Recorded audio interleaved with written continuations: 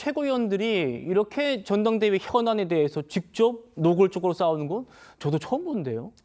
저는 좀 부적절한 발언도 섞여 있는 것 같습니다. 뭐 위원정당, 범법정당이라는 그런 단어를 사용을 하고 있는데 이것은 흡사 국민의힘에서 나올 만한 얘기 아니겠습니까? 예. 신천지 신자들이 조직적으로 이 민주당 당원으로 가입을 해서 그다음에 선거에 영향을 미쳤다고 한다면 당연히 이 부분을 확인을 해야 되는 부분입니다.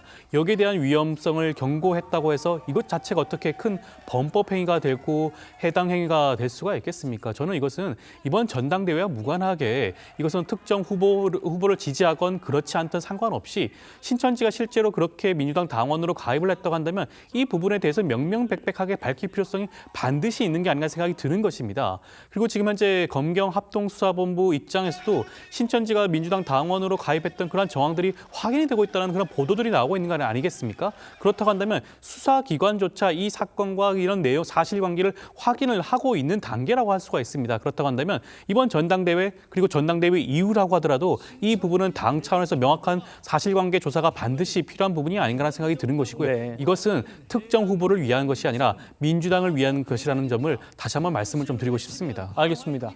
여론조사 민주당 지지층과 무당층 부분에서도 지금 정청래, 김민석 두 사람이 팽팽하게 나오고 있다는 거 아닙니까? 이 조사뿐만이 아닙니다. 자, 그리고 최고위원 1차 컷오프에서 친명 후보 2명이 떨어지고 친청 후보 3명은 모두 살아남은 것도 이변으로 지금 평가받고 있긴 해요. 김민석 후보가 어제 오늘 이 문제로도 직격탄 날렸습니다. 들어보시죠. 산수로 보는 사람들은 이번 더불어민주당 전당대회 예선의 결과 흔히 이야기하는 친청 후보, 저는 반명 친청 후보라고 부르는데 그분들이 3분 됐다고 해서 최고위원의 최종 결과가 3대2로 될 것이다 이렇게 봅니다. 저는 그렇게 생각하지 않습니다. 선거 중반에 민주당 최고 지도부는 분명히 4대1의 판세를 형성할 것이고 선거의 마지막에 몽땅 떨어뜨리고 5대0으로 가느냐 아니냐가 관전 포인트가 될 것이다. 서미아 의원은 당선돼서 민주당 최고위원이 되면 당 내외에서의 헛소리를 단호하게 제압할 것입니다. 도와주실 거죠? 압도적으로 대통령을 지킬 당대표와 최고위원 5명을 몽땅 채워주실 거죠? 엉터리들을 걸러내실 거죠? 최 의원님, 이렇게 팽팽한 상황에서 내가 당대표가 되더라도 나와 함께 지도부가 될 최고위원 3명, 지금 후보잖아요. 같은 당 의원이고. 다 엉터리라는데요.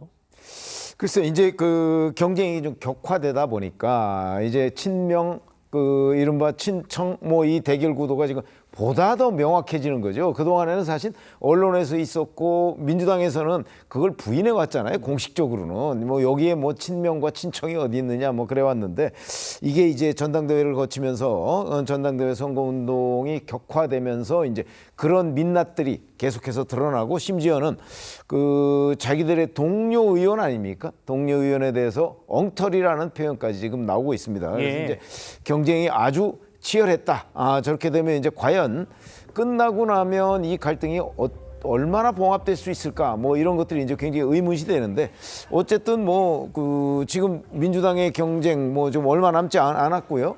8월 1일에 이제 충청권부터 경선에 들어가잖아요. 예. 그러니까 그야말로 며칠 남았습니다.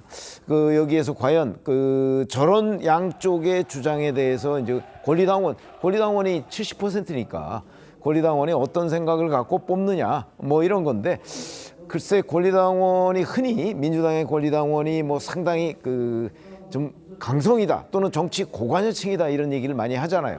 그럴 경우라도 동료 의원을 엉터리다 이 정도까지 얘기하는 수준에는 과연 동의할 수 있을까 좀 의문입니다. 오히려 또 그럴 수 있겠군요.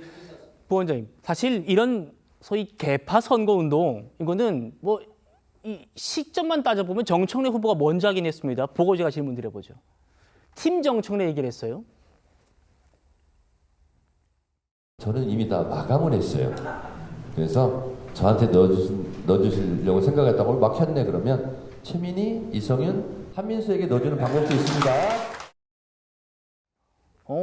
나는 후보금 다 찼다.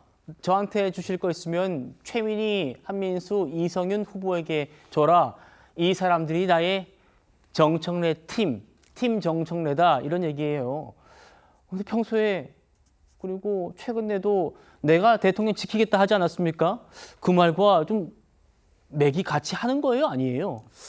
뭐 여러 가지 좀 의미가 담겨 있을 수가 있다고 하겠죠. 정청래 후보 입장에서는 이재명 대통령을 끝까지 지키겠다고 하면서 어떻게 보면 사실상 존재하지 않는 러닝메이트 최고위원 후보들을 적시를 하고 있는 거 아니겠습니까? 그리고 사실상 앞서 말씀하신 것처럼 특정 후보들을 지지하는 투표하는 방법에 대해서 지금 정청래 후보를 지지하는 지지층 사이에서는 공유가 되는 그런 내용도 있죠. 뭐 특정 달에 태어난 후보 유권자의 경우에는 특정 후보를 지지하라 뭐 이런 식의 그런 내용들이 공유가 되고 있지 않겠습니까? 예. 이것은 사실 예비 경선 단계부터 공유가 되었던 그런 내용인데 조금 위험한 생각일 수도 있죠. 사실 유권자의 그런 투표권은 사실 보장이 되어야 되는 겁니다. 본인이 어떤 후보를 지지하는지 당대표를 정청래 후보를 지지하더라도 최고위원 후보는 다른 후보를 지지할 수도 있는 거죠. 그럼요. 그런데도 불구하고 본인이 몇 월 달에 태어났다는 이유만으로 자기가 선호하지 않는 최고위원 후보를 투표를 하는 것이 적절하다고 할 수가 있겠습니까? 저는 이런 투표 방식은 좀 부적절하다고 보이긴 합니다만 지금 민주당 최고위원 후보 방식이 1인 2투표 방식이다 보니 적절한 투표를 통해서 본인과 함께 뜻을 하는 최고위원 후보들이 함께 당 지도부에 입성하기를 바라는 그런 여러 후보들의 마음이 결집된 그런 것이 아닌가 생각이 들고요. 예. 아마 그러한 측면에서 유권자 입장에서 아마 많은 부분들에 대해서 고심하고 결정할 수밖에 없는 그런 부분이 있지 않을까 싶습니다. 예, 참 이 비밀 투표해야죠. 본인의 마음이 상대방과 다를 수도 있는 건데 이 생일달인 사람은 누구누구에게 투표하시고요. 뭐 이런 식으로 지금 생일 투표를 독려하는 게 친천계, 그리고 친명계 지금 모두에서 얘기가 나오고 있다는 겁니다. 먼저 친천계가 했고. 알겠습니다. 점점 흥미로워지기도 하고 좀 더 참 많은 생각이 드는 민주당 전당대회입니다.